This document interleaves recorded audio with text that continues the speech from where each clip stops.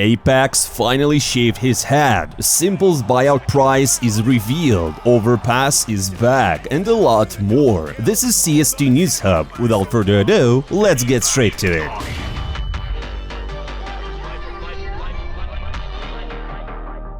We shall kick off the new video by picking up where we left off last time. At the end of the previous episode we mentioned that according to karrigan, Nico and Ropz are the best teammates he's ever played with. Turns out Ropz also ranks among the very best in the eyes of his current captain. Apex says that right after ZywOo, Ropz is his absolute favorite. And not just for his in-game skills. What's even more interesting is that at first Apex wasn't even sure if Ropz should join the team.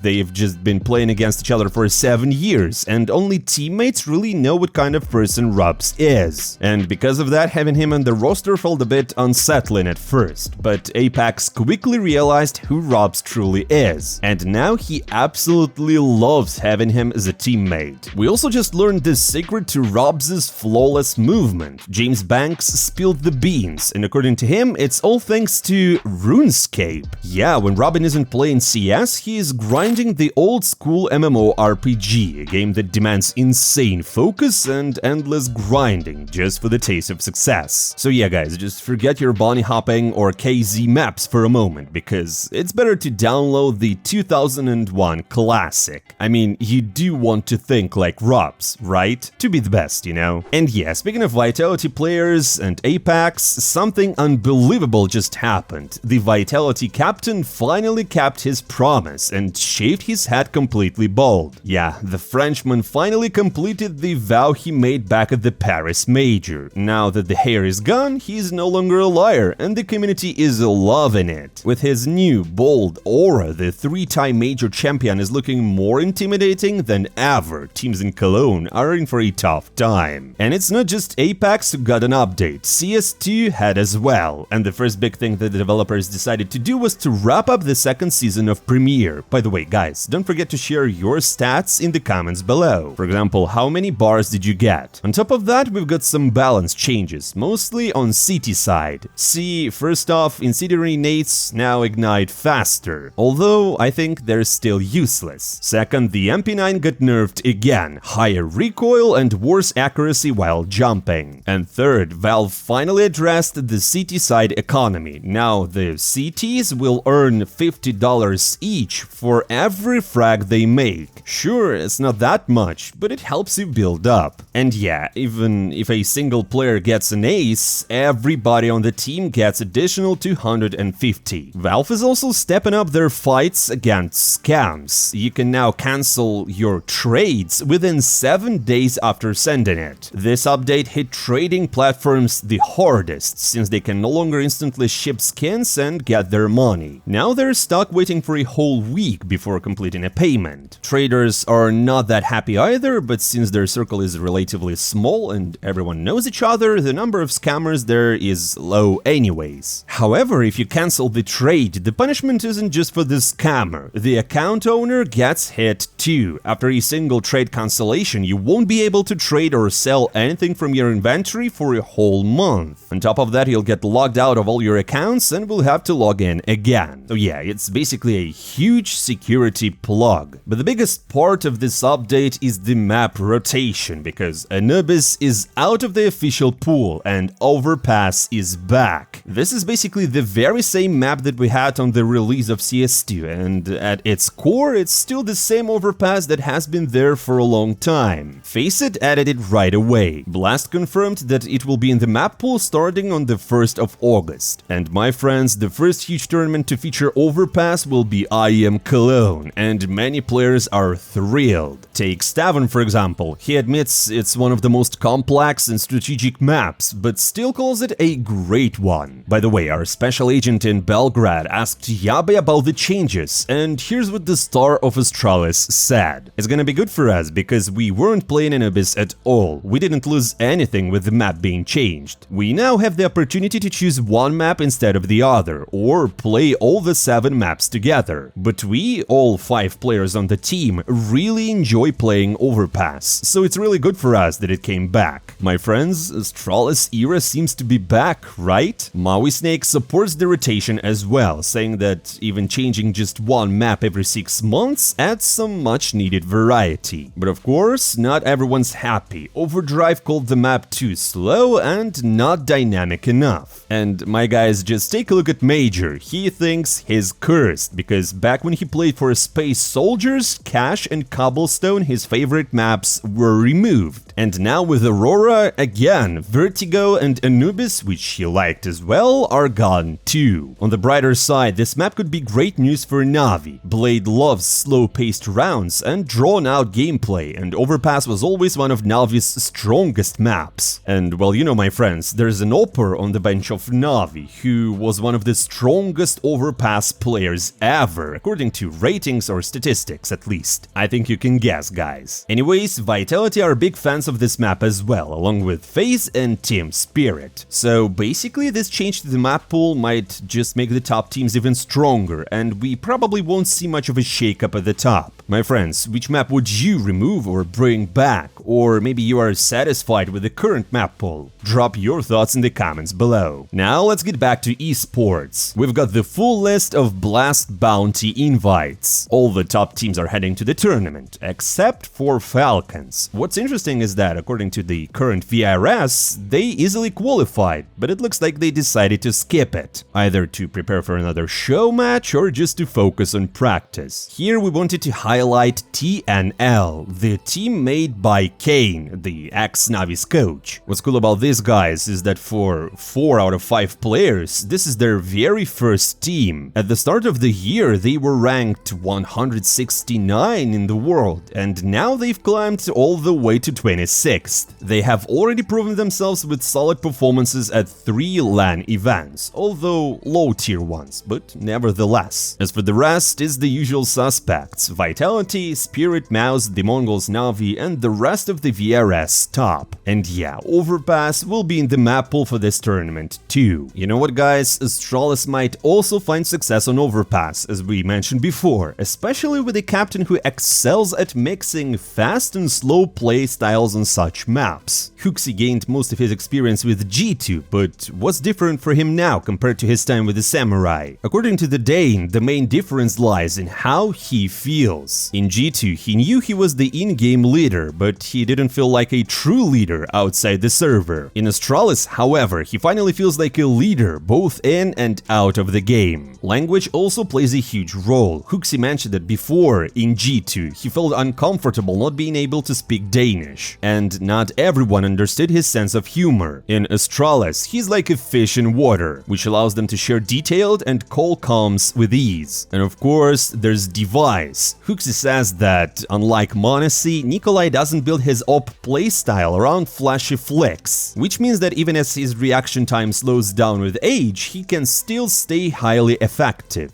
Device himself also praised Hooxi, saying that he stands out from other IGLs because of his selflessness, always putting the team's interests above his own. Right now, Hooxi's contract with Astralis runs until the end of the 2nd season, but honestly, I feel like they will extend it. Speaking of G2, we just can't ignore the issues this team has been facing, and who would know better than their former coach? According to TaZ, the key to improving a team is analyzing losses, but this year they simply didn't get the chance, which sounds pretty strange considering the Samurai often crashed out early in tournaments. Perfect moments to review mistakes. Either some players were distracted by other things, or the team had just burned out. TaZ also admitted that he saw what was coming. He knew he'd end up being benched. At that point, he had 2 options: just sit back, relax and collect the paycheck, or grind and actually try to change something. Well, I think you know how it turned out. What's odd is that, as the Polish coach said, G2 was the only team he truly wanted to lead after retiring as a pro player, but in his view, view, the main issue, the catalyst for the team's decline, was the roster changes. Although, kinda nothing new here. He pretty much confirmed that this is just another case of bad management. Speaking of transfers, we couldn't skip the news about s1mple. As we posted on our Twitter account, according to our sources, his buyout price from Navi was around $650,000. And that was just the starting point, so open for negotiation and the price could be lower. FaZe, however, didn't want to spend that kind of money and seemingly decided to wait and get s1mple for free in just like half a year. Even Fallen, the legend of the Brazilian scene, believes that s1mple will join FaZe, but only after his contract expires. What do you think about the buyout price, guys? Tell us in the comments below. Speaking of Fallen, we have to mention what the veteran Opera said about FISSURE's new lineup. According to him, the foundation of their success is trust. Molodoy often asks Fallen for advice on how to handle certain situations, and Fallen, with all his experience, usually tells him, do what you think is right. Later, he gives feedback and helps if needed. Another key factor is the instant chemistry between Molodoy and Yekindar. They clicked both in-game and outside of it, which made the communication smooth from the start. Molodoy says they share very similar ideas and both have an aggressive playstyle, which makes them a perfect duo in FISSURE's system. Now guys, let's wrap things up by talking about the results of the group stage in the first tournament of the new season, FISSURE Playground, and wow, there were plenty of surprises. Group A, Game Religion and SAW came out on top, while FISSURE, the tournament favorites, got knocked out after losing to the Portuguese squad twice. Wildcard ended up last, losing every single match. In Group B, Lean Vision absolutely crushed everyone, with Emilia showing off a sick Desert Eagle highlight. 3D Max took second place, while yet another favorite, Pain, who was in the quarterfinals of the major just a month ago, was eliminated after only managing to beat Rare Atom, who finished last. In Group C, things got even crazier. TaZ, playing with their coach instead of their Opper, went undefeated to claim first place. Astralis took second, losing only to TaZ, but MIBR and Virtus.pro both bumped out. For MIBR is just another unlucky tournament, but for Virtus.pro this is a different story. They didn't win a single map, with the addition of Perfecto. I mean, TaZ's coach even have better stats than Electronic. I should say that Perfecto did okay with some impactful frags and rounds, but the team just looked completely out of sync. Guys, here's a fun fact. Over the past year, Virtus.pro lost 14 matches to lower ranked teams, while in only 8 games did they face higher ranked opponents. It seems that it wasn't about Flamus, was it? Now Group D, first Complexity undefeated.